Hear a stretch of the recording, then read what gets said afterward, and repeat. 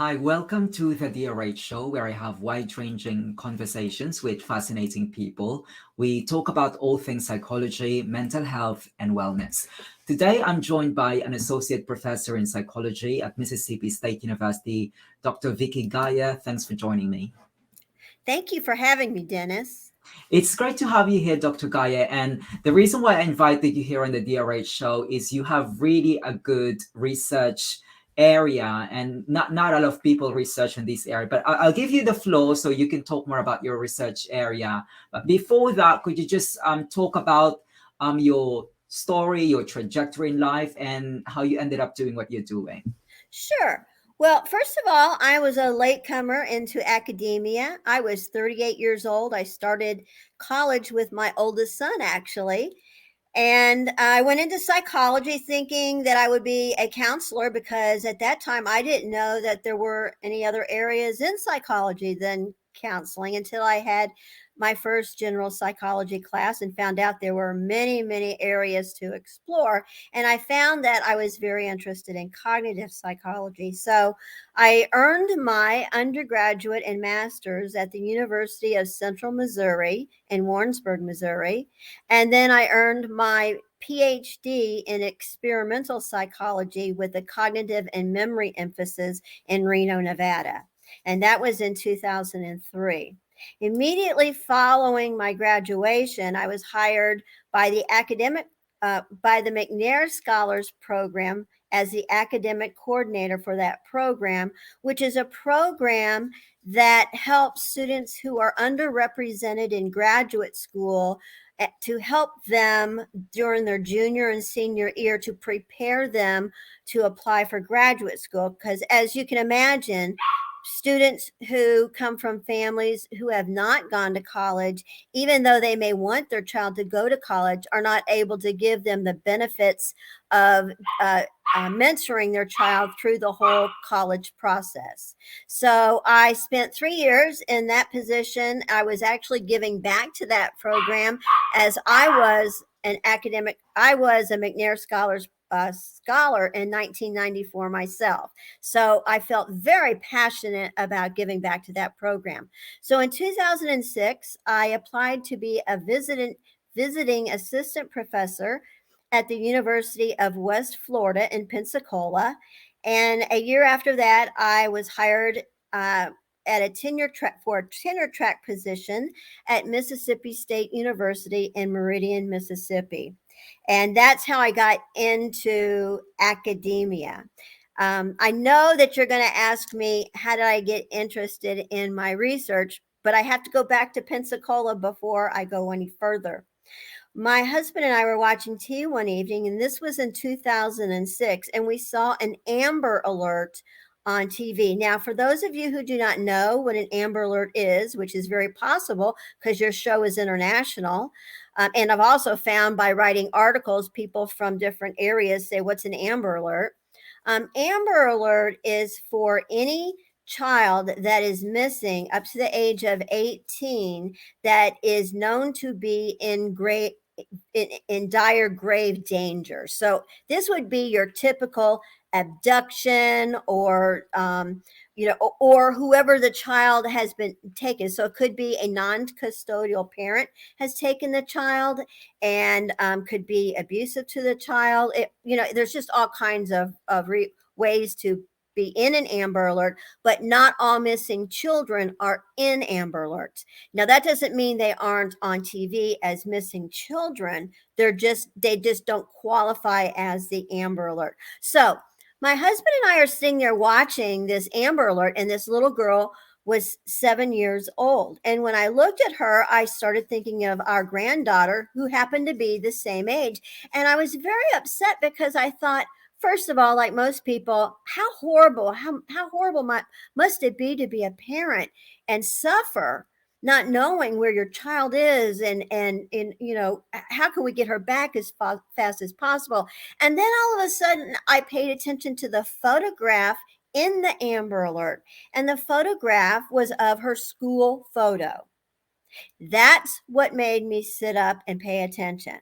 And that's when I put my hands to my mouth and almost cried, because I looked at my husband. I said, If Courtney, our oldest granddaughter, had been kidnapped or abducted by a stranger, there is no way she would look like a school picture. There's no way she would have a smile on her face.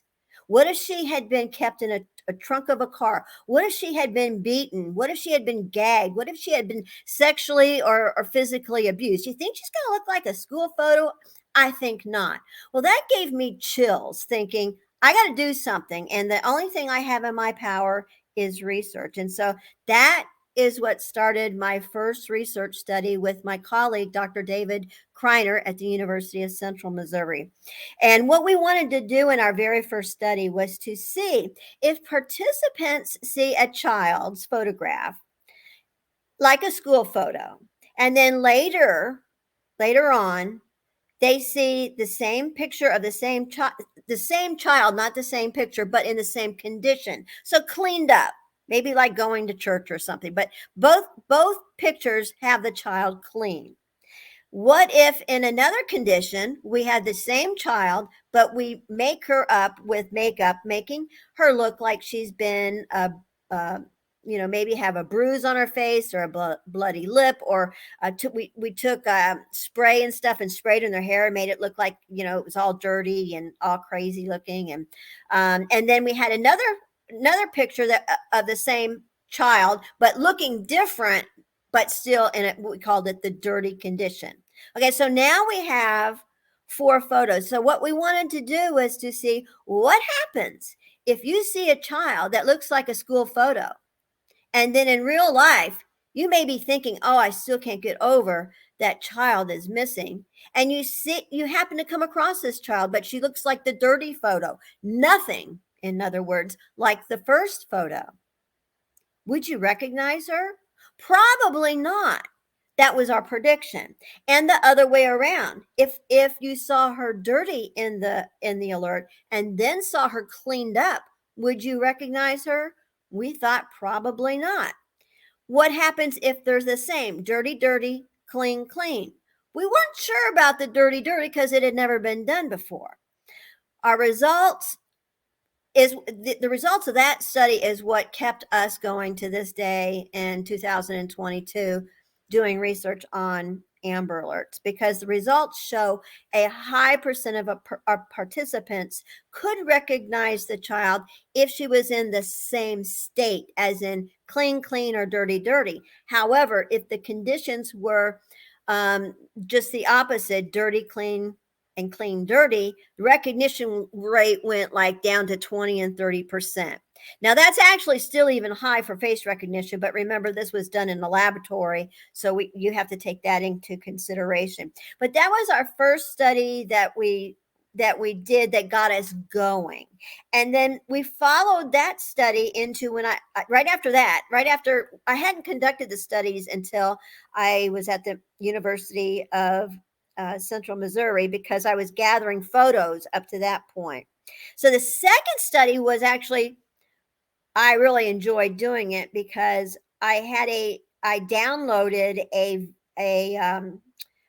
show, a Criminal Minds show. I don't know if you have Criminal Minds in the UK, but it's a story about a BAU unit, and they have all these characters, and they're always looking for, missing people or bad people or whatever. And so they had this show on. I thought, oh, it's perfect. That's like the most popular show probably in the States right now. So what I did was record it, and I took it to a university, and they cut out one of the commercials and put in our Amber Alert, our fake mock Amber Alert. But they didn't know that it was a fake alert. The participants thought that their job was to pay attention to all of the characters. So I had a list of the characters with their photos, and they were just so busily writing down, what they were doing. Is this something they would really be doing? So they really didn't pay a whole lot of attention to the alert, which unfortunately actually happens in reality. The world does not stop when an Amber Alert comes on, unfortunately. A lot of people will mute it, go get a drink or a snack, and come back and be ready for their show. So it's just the way it is. There's not a lot of people, and I'm not saying a lot, but there are many people that do not intently watch those Amber Alerts. So that's what happened. And then they were assigned into different groups, whether they saw the photos in the alert, if they saw it. So there was a clean condition, a dirty condition, and then vice versa. And we had separate photo books because this was back in 2007. It was way before me and computers as far as doing like online studies. And so the results replicated the first study. And so we just kept on going. And to this day, I'm still doing studies on face recognition, but with a little bit of a twist. And I'll tell you more about that later. Yes, please tell us the twist about your research. But before that, I was just gonna say, while you were sharing about your research, I can't help but be reminded of the case of Madeleine McCann. You've probably have heard of it. It's one of the most notorious case, I would say, of missing people, and she was just missing when she was 3 years old, if I remember it right. So clearly, you know, from the day that you have come across with this research area, a lot of things have changed, as you've seen that the methodologies of, you know, trying to recall how missing people look like when they went missing, all of that, you've taken that into account with your current work. But you're telling me that you're going to talk more about the twists and turns of your research, but I was just interested to hear from you, Dr. Gier. What are the most memorable research projects that you had so far? Well, I think they're all memorable. But my research that has to do with missing people, because I have done other research in cognitive psychology as well, but most certainly any step forward we can get to helping the public better recognize a missing person is dear and true to me. Now, I will say this: we have progressed from what we did back in 2007, 8, and 9, and we're looking at a little bit different things now that fascinate me, and that has to do, for instance, with what's going on in the world today, for instance, with gender. You know, gender is I don't know about in the UK, but gender is a huge topic here in the US. And I am thrilled to finally see people who do not identify with their biological gender, that they don't have to hide anymore, and they are being accepted. And not only accepted, there are rules and laws that you cannot, you know, discriminate against them. And so I've started doing some research on that. But as far as a very favorite study, my favorite study was the criminal minds study, that is for sure. And then my other study is another area of research that I'm interested in, but still face recognition. And that's the face recognition of older adults, because worldwide, the population is getting older and older. And in the US, it is not going to be very long. Well, it's already hit there, but it's going to be ridiculous in another, say, 10 years, because we have all of these baby boomers. You know what a baby boomer is, right? Yes, I know what a baby boomer is. Yeah. So, you know, we have a lot of baby boomers, a lot of kids that were born and conceived right after World War II. And so now, actually, my oldest brother is at the top end of that, and he's turning 80. I'm at the bottom end. I was born in 55. So I'm actually at the bottom end. And so there are so many people that are getting older. And unfortunately, around the world, as people are getting older, they suffer from, not all, obviously. Look at Betty White, who just died at 99, just a couple weeks from her 100th birthday. And many other very famous people. We just had her pass away a couple weeks ago. Many people can live into their hundreds and still cognitively be there, and that's wonderful. However, there are a lot of people with Alzheimer's disease and other similar, like dementia, and there are many times these people are in nursing homes, or they may still be at home with their family members, but their body is okay, but their cognitive functioning is not.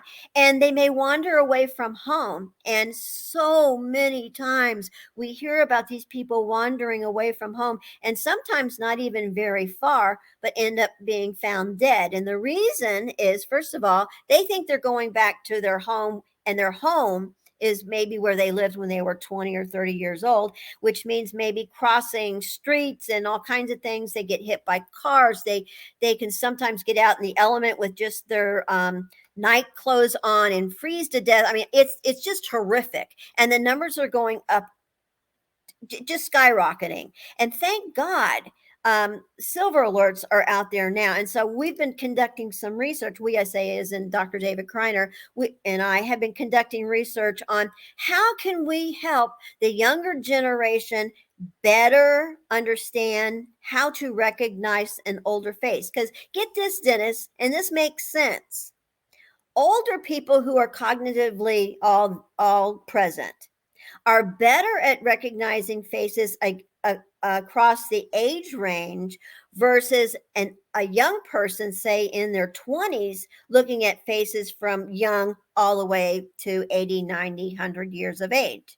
Do you know why? This isn't a trick question, but I'm curious. Do you know why? I'm sorry, I don't have any clue. It's because they've lived it.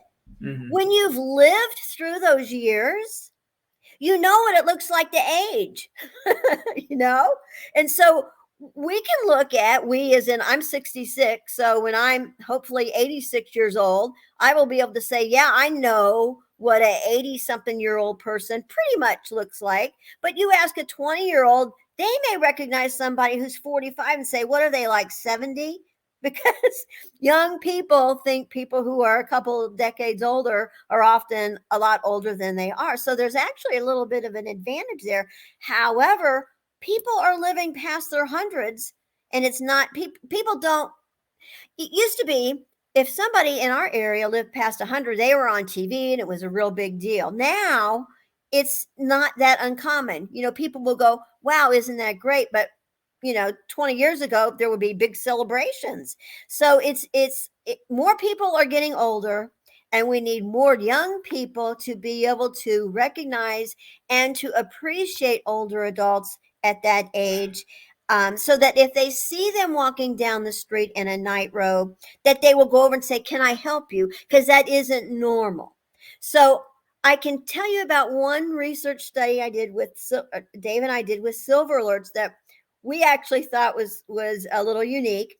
I had a student in my class who had a grandmother or grandparents and some other people in her family that were a little older, but the grandparents were in their 80s.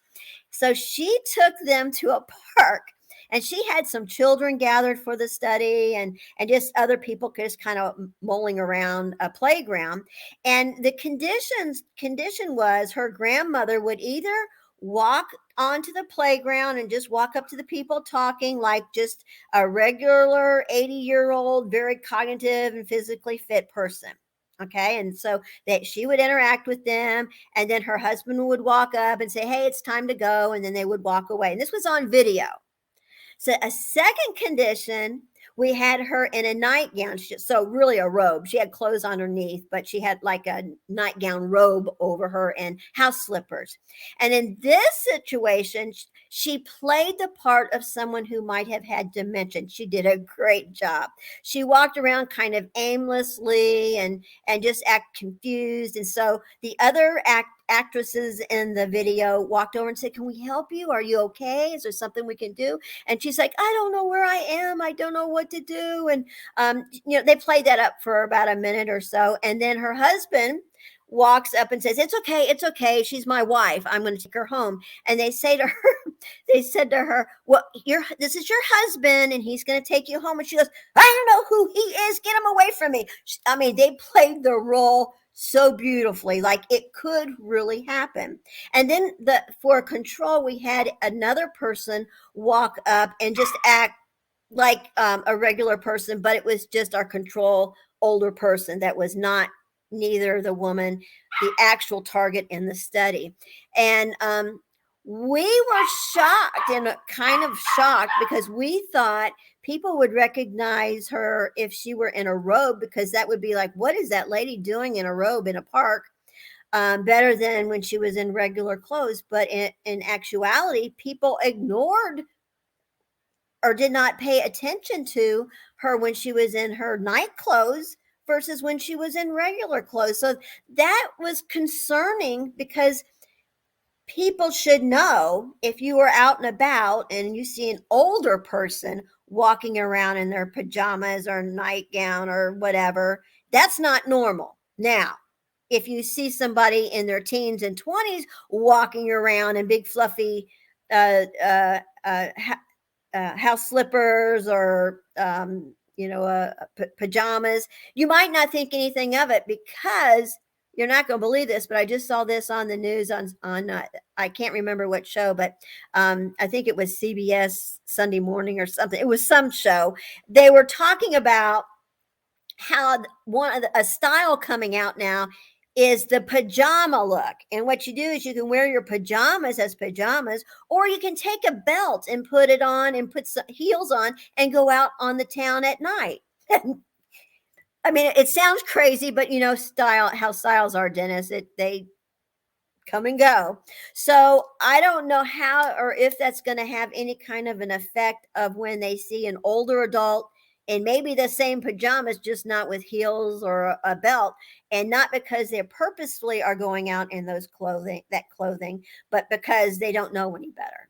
So it just never changes. This constantly reasons why people need to do face recognition for missing people.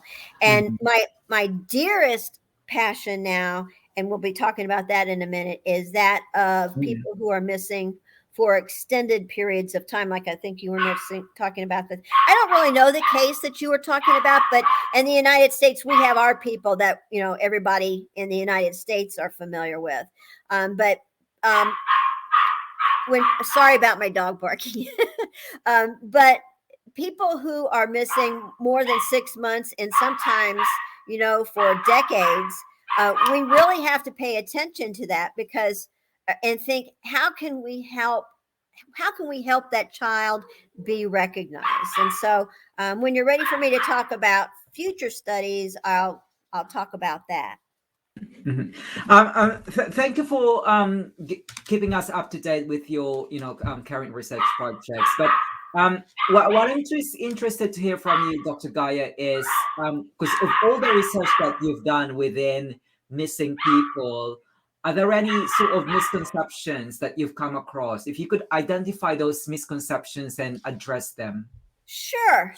One of the first things when you talk to anybody about missing people in general, if you just have a conversation about it, you'll find that people will talk about the type of missing children in particular that are the least number that actually go missing, and that is by a stranger. Most people, because we watch TV and watch all the shows about, the bad person kidnapping the kid and, all the bad things that happen to them. And if there's some shows that, every show is about a kidnapping of a child, or even an adult maybe who has a psychological disorder, which could qualify them as an Amber Alert.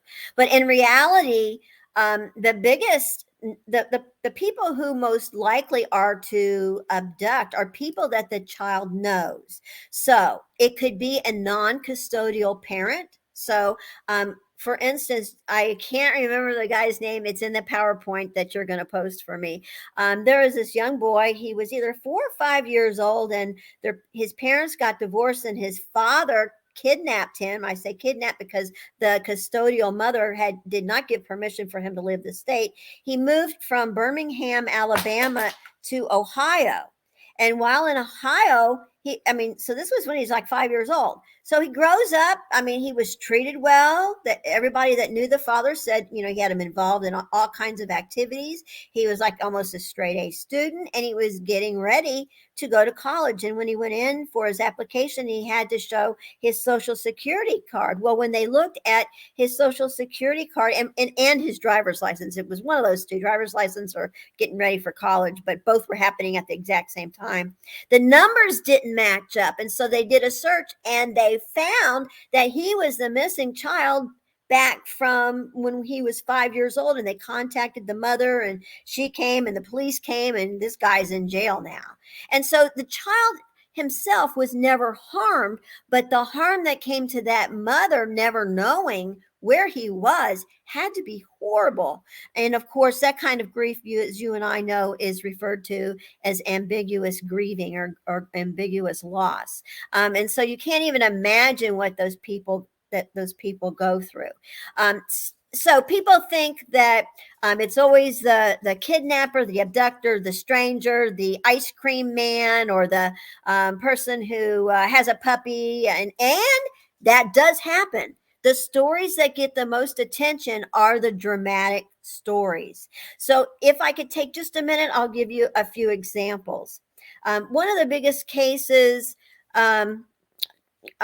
years ago in New York City was a little boy who had just turned, I believe he had just turned 6, and he was in first grade, and his name was Eton Petz, and he was so excited. It was his birthday, and he said to his mom and dad, "I'm a big boy now. I can walk to the bus by myself." Well, the school bus would stop 2 blocks from where they lived, and they lived in what is now called Soho in New York City. And so they stood on the front porch, and they watched him walk down until he went around the front of the bus, where they assumed the bus driver saw him and got him on the bus. But they find out at school, after school, when he didn't get off the bus, that he never made it to school. And what happened was, right in front of that bus where it was parked was like a little convenience store. And this guy said, "Hey, come in. I've got something to show you." And I don't think his ruse was a puppy, but I don't remember because, again, that's been a really long time ago. And so anyway, he took him downstairs, and he assaulted him, physically and sexually assaulted him, cut him up, and put him in bags and put him in different garbage cans along the alleyway, which it took a little while for the police to find out. So this definitely was a stranger, lured him in to end up being killed. Another case has to do with a young girl in the United States named Polly Klaas, and there's actually a foundation you can Google online called Polly Klaas Foundation. Klaas is in Klass. They do all kinds of wonderful things for the parents and people of missing children, helping to get information kits to them and doing all kinds of wonderful things. But here's her story. I think she was around 12 years of age, and she was having a slumber party and had a few friends over. They were all in her bedroom, and it started to get a little cold, and they needed an extra sleeping bag. She stepped out of the room, and there was a man with a knife and grabbed her and pulled her back into the room. And he told all of her friends, "If you say one word, I'm going to kill her and the whole family." Well, they were scared to death, and they didn't move. He tied all of them up. Luckily, he didn't kill them. He tied all of them up, taped up her mouth, all their mouths, and took her out. And she was never to be seen again. And the girls did get away and was able to let the parents know, but of course, it was too late. And of course, there again, it's a stranger danger thing, right? But this person actually came into her house. Then there's another child's case. Her name's Megan, and mine right this second I'm for Kagan, Megan Kagan. And she was just playing around outside her own front yard, and a man across the street had a puppy dog and said, come here, I got new puppies, I want you to see them. And that's how she ended up going into the house and eventually being found a couple days later by a stranger who was just walking around and found her body. But that was the ruse he used. He happened to have just gotten out of prison. At that time, they had no kind of alerts out there for neighborhoods or people that there is somebody, a sex offender in your neighborhood. And here he was right across the street. So in her name, a law got passed that if you are a person who has been convicted of and spent time in jail for any kind of lewd kind of kidnapping or abduction or anything, your name goes on a registry. So she didn't die in vain, is what people like to look at that, because that's awful to think of somebody dying in vain. And then, of course, the 70s hit. So we had the 70s, we had Adam Walsh, which is a big name in the United States. I don't know if it is in UK or not, Dennis. Adam Walsh. Because probably it's not within my area. I haven't come across of his name yet. Okay. Yeah, Adam Walsh's story was he was 6 years old with his mom, and he walked into a department store, and the mom had to go. She didn't have to, but she wanted to go look at some curtains, lamp shades, and it was just 2 aisles over from the electronics department, and that's when electronic games had just come out, and they let kids play on them, trying to get the parents to buy them. And he said, "Can I stay here with the big kids and watch them?" And she's like, "Okay, I'm going to be right here." And so she walks over 2 aisles, says to the lady working there, "Do you have this particular lampshade that was in the paper?" She says, "No, I'm sorry, we're all sold out." She says, "Okay, thank you." That short of time, somebody abducted him and took him. The family went absolutely nuts. They had flyers everywhere. I mean, this was like the first time that flyers started to go outside of the not United States, outside of Florida. It took place in Florida. But I believe it was only 3 days later, a fisherman was in a boat and actually found his body, but his decapitated head was never found. This caused such outrage in the United States that more and more things, good things, as far as when a child is missing, happens. And of course, he is a big connection with the National Center for Missing and Exploited Children's Network in the United States. And so his name, one of the first things they did in department stores, if you hear a code Adam and you're in a store, that means the whole store is locked down because there's a child missing. So there's a lot of things in his name, that went forward. And so that always makes a person feel really good. And then lastly, Amber Alert. Amber, people think, stands for a person's name. Well, yes, it does, but it also is an acronym. I'll probably get this wrong because I don't have it in front of me. American Missing Emergency Radio and Broadcasting System, I believe, is what it stands for, the acronym. But it was in Amber Hagerman's name that this came about, and she went missing from her grandparents' neighborhood. Her mom and her brother had gone to visit the family, and her and her brother went for a bike ride, and the brother came back, but she didn't. And she had gone over to a Sears store, which is a department store, and was just riding up and down, where if you remember when you're a kid, if you have a bicycle and you find any kind of area that's like a parking lot, it's so much fun just to ride around and have fun. And that's all she was doing. And a man, when she was riding by, kidnapped her, and they didn't find her for several days. A guy who was walking his dog saw something down in a ditch, and it happened to be her body. The state of Texas went berserk, and they said something has to be done. And it was in her name, and under President George Bush, that we have the Amber Alert system. Now, it took years for all the states to have it, but at this point right now, every state in the United States has an Amber Alert or an Amber Alert type program to help any child that goes missing. So all these bad things that have happened, I know these families have to feel a little bit better because their child's story may have saved hundreds and thousands of other children's lives. Absolutely, and as you've just emphasized, Dr. Gaia, that the research that you're doing really affects, influences the policy makings and the initiatives to help reconnect people, missing people, with their relatives. Like there's like the Amber Alert, as you've alluded to earlier. But Dr. Gaia, let's move on to a slightly different topic, because you've mentioned earlier that you were quite mature when you started your academic journey. You were 38, pretty much the same age as me. I'm actually 40 now, and I'm still doing my PhD. But do you have any tips for students, or especially mature students who haven't got enough experience when attending conferences? So it might be the first time to attend a conference for such a long time. Yes. What would be your tips? Well, I had never been to a conference until I started doing research with Dr. Kreiner when I was an undergraduate. And I remember going to my first conference, and it was the first time I'd ever been in a beautiful hotel.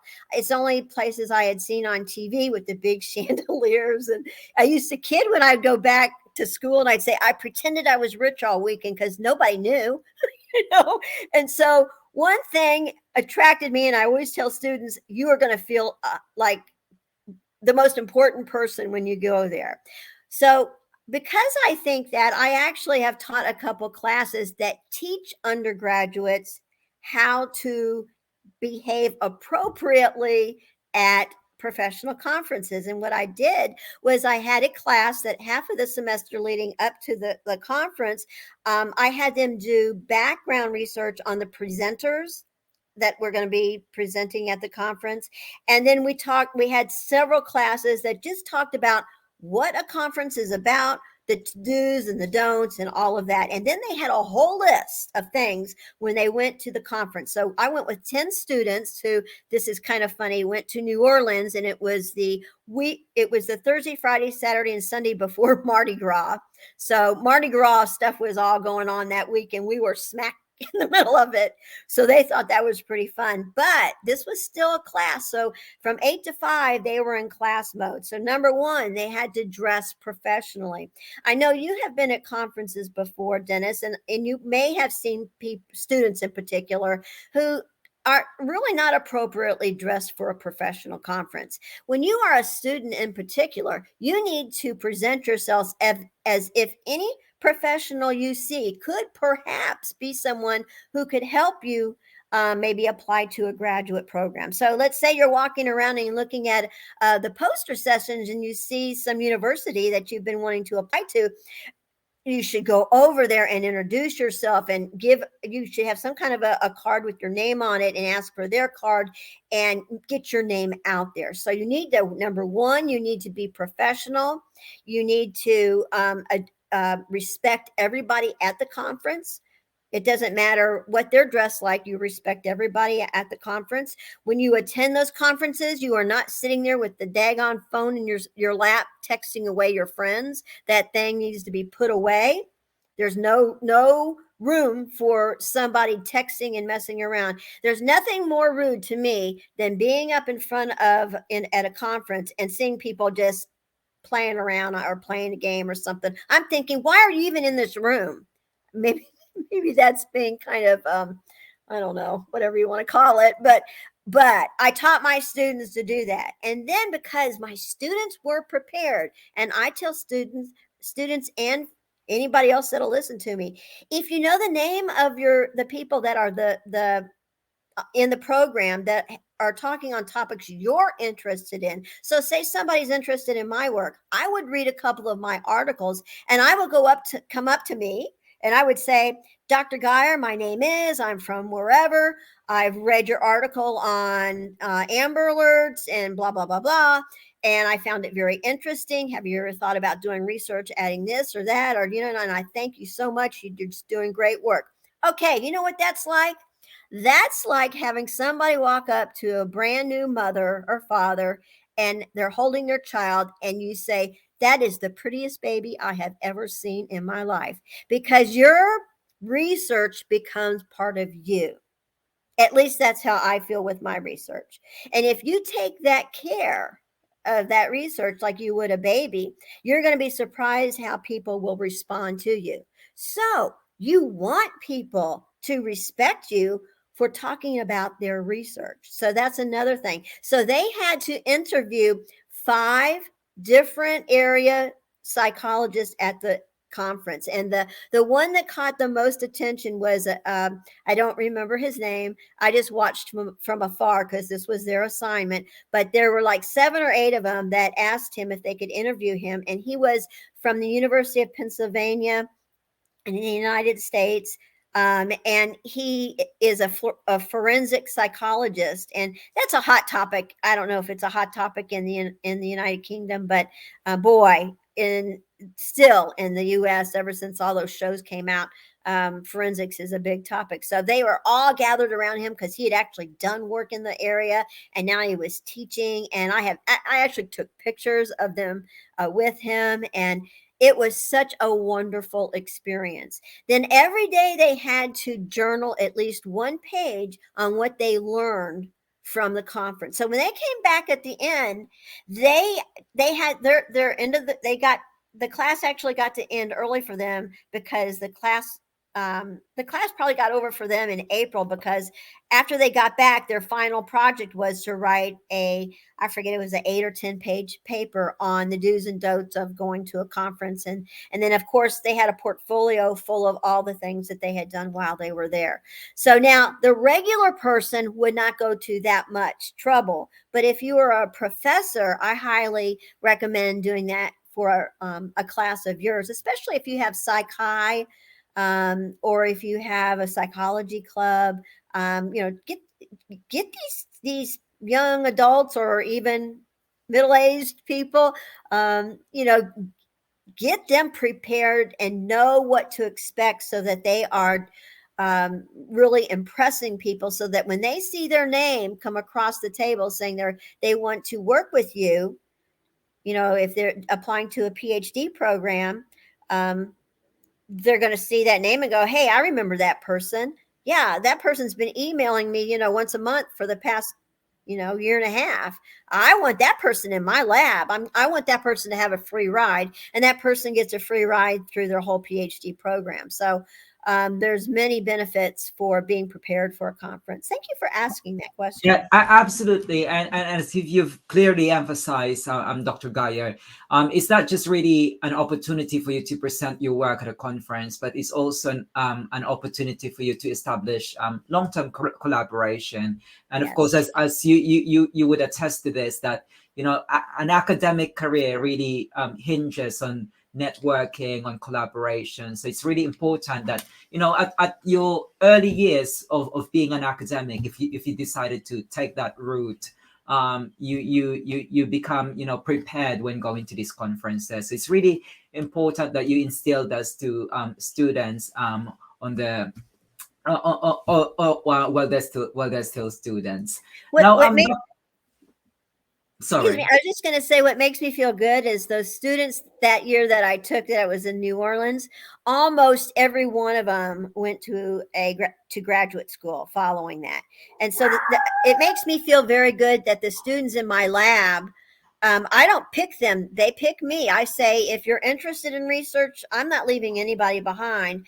But if they join my lab and they work, which they do if they're in my lab, they end up going to graduate school. And I've had several PhDs coming out of there. And that's an absolute wonderful feeling to be an instructor and have your student go on and now in practice clinical counseling and all kinds of other areas of psychology.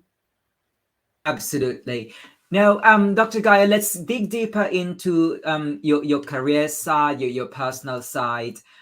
So what I'd like to hear from you is what would you say are the highlights of your career so far? Well, the highlights of my career, over the course of the time that I've been here at Mississippi State, I believe it was in 2009, the research that I did that I was talking about, the criminal mind study, actually was recognized by the main campus, which I don't know at that time how many they had, but it's a very large campus and a very large arts and sciences department.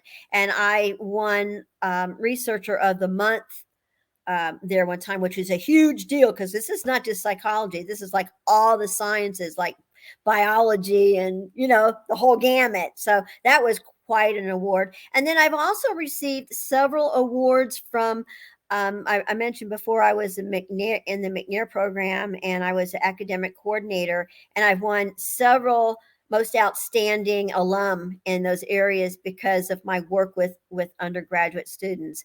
And I would like to say this: I don't do my work with undergraduate students to get awards. It's all because somebody took the interest in me, Dr. David Kreiner, and he made all the difference in the world in my life as someone in academia. And so it makes me feel good to pay it forward. Absolutely. And is there a particular individual who has the greatest influence in your work? You already mentioned Dr. Kreiner, but aside from him, are there any people who became instrumental or inspirational to your academic journey? Well, yeah, sure. I was very fortunate to have wonderful undergraduate. Well, all of my professors were absolutely wonderful. David Kreiner, most certainly. I mean, I had him from Gen Psych until I graduated with my master's. And then when I was in Reno, I came back to do my dissertation, and he mentored me through that too. So, I mean, I can't say enough about him. But there were other people too. For instance, at the time, Dr. Bob Allering was at the University of Central Missouri, and he was the chair when I was adjuncting for the department after I had earned my degree. And he pulled me into his office one day, and I thought, oh no, what did I do wrong? When you get pulled into the office. And he sat me down. He was very serious, and he said, Vicki, you are wasting your time. You need to get into a PhD program. You need, and he just kept on. I mean, he wasn't letting up. And I said, okay, I'm going to try one more time. I'm going to apply and see what happens. And sure enough, it just happened that I was able to get into a PhD program. Now, whether I would have done it without his encouragement or not, I don't know. But he has always been in my corner as well, as was some very well-known psychologist at the University of Nevada, Reno. And one person was my academic advisor and mentor, and that was Dr. Robert or Bob Solso. He is now passed, but I was his last PhD student. I earned my degree in August 2003, and he died in January of 2005. And he was sick the whole time I was going through my dissertation. And yet he would come down from Tahoe down to the university, so sick, so thin, so frail, but determined to see that I earned that degree. And I will never forget when the committee met, when I defended my dissertation, and he walked out and said, congratulations, Dr. Silvers. My name was Silvers at that time. He said, congratulations, Dr. Silvers. And so that's one of those moments in time that you never forget, ever, ever, ever. So it's hard to list all of them because there's been so many that have influenced me. My last one was at the university where I work right now, and she no longer works there. She retired, but she's 80 years old, and she is still conducting research in Oregon, believe it or not. She was one of the first psychologists to study HIV, and I don't even know how many grants she has written for educating adolescents on HIV and AIDS in Botswana. And I mean, so you talk about going somewhere very poor, and she would spend, months there doing trainings, and she was so passionate about it. And she always inspired me because even today she's still writing grants and writing papers. And I'm thinking, oh my gosh, I'm 66 and she's 80 something, and she's still going to town like crazy on research. So she has kind of set the bar really high for me. I'll never have the publications that she has, but when I feel on a day I don't want to write, I often think about her. So she has really inspired me that way. Mm. And Dr. Gier, if you weren't an academic, what would you have pursued in life? Well, that's hard to say since I was 38 when I started. But if I had gone to college and not gone into academia, I probably would have gone into counseling. Like I thought that that's what I wanted to do. I just, quite honest, now you can do both, but back then it was like you did one or the other. But it was my freshman year when I got up in front of my class. It was the psychology of personal adjustment, and I had to give a big 10 or 15 minute talk, and thought I would die if I had to get up there and do it. But what I found out, I did my topic on something I was passionate about, and that is um, um, com- uh, compulsive eaters. And so there's all this research on anorexia and bulimia. But at that time, obsessive compulsive, when it comes to eating, was never discussed. And I was so into that presentation that nobody was doing anything but staring at me and nodding their head and asking me questions. I walked out of that room and right into Dr. David Kreiner's office and said, I want to teach. And that's how I knew I wanted to teach, because I had this feeling that if whatever the topic is that I was passionate about, I could teach it where students would listen. I don't know. Something came over me. I can't even explain it. All I know is that I liked that feeling. And just as an aside, when I was in high school, I hated to get up in front of the matter of fact, my friends would kind of chuckle because my face would shake so hard and I would turn bright red. And I guess I was quite the thing to see. But as I learned to get up in front of people, I found I kind of like sharing information, and I like learning from my students. And so every class I teach, I still learn more about myself. And that's wonderful. Definitely. And finally, Dr. Gier, the floor is all yours. Tell us what else is in the pipeline. And if people wanted to reach out to you, what platforms can they get in touch with you at? Okay. Well, first of all, let me say how you can get in touch with me. You can email me. The easiest way to get a hold of me by email is the short version of my work email, and that is VSG, as in Vicki Silvers Giers. So VSG16 at MS State. So MS and then state, like Mississippi State, msstate.edu. So again, that's VSG16 at msstate.edu. I'm happy to email, to respond to emails, or anybody that's interested in research, or, wants to know how to go about getting involved with this kind of research or anything. I would, just absolutely love to hear from you about what's going on next. I'm conducting some research studies. I'm using one of the faces of the original Amber Alert, who she was 7 at the time, and she is now 22 and a half years old. Um, the thing is this latest research, I need to reword that and say he is now 22 and a half years old. So I've conducted a study, and we still have to do the analysis on this latest study.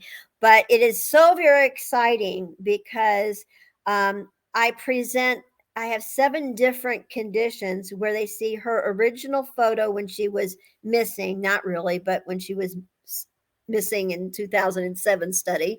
And then I create a scenario saying that the non-custodial parent had her, but um, they had her, but the custodial parent didn't know where they were. And this was like a proof of life photo. So like every 3 years there would be a picture. So there were different conditions of her at 7 and again at 7, then her at 7 and 10 and 7 and 13, 7 and 16, and on up to age 20 something.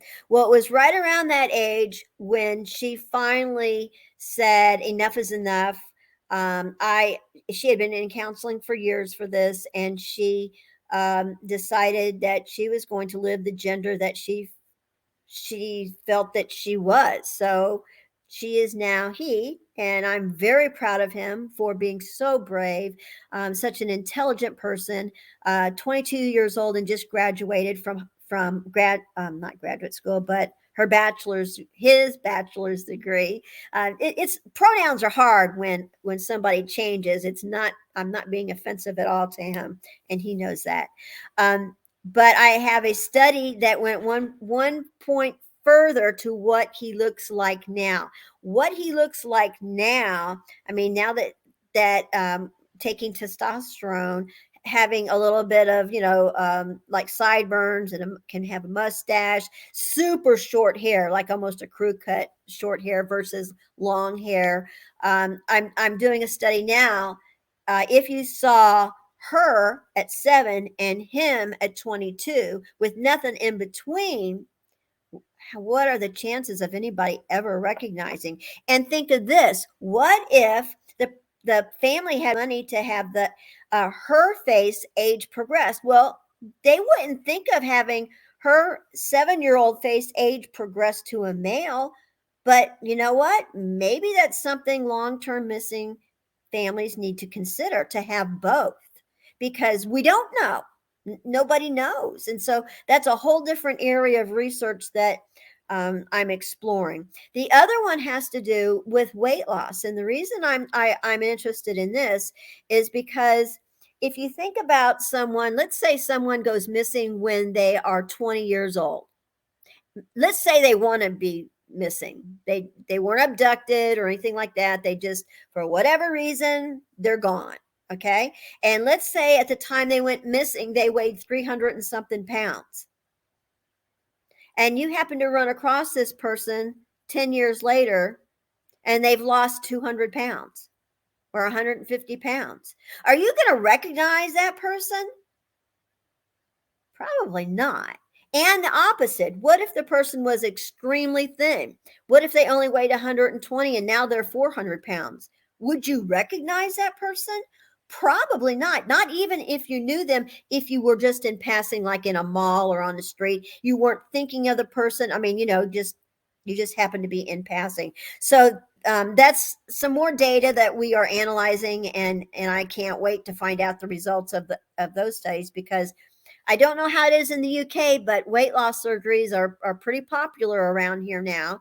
And people's faces do look remarkably different when you go from a morbidly obese to a normal weight.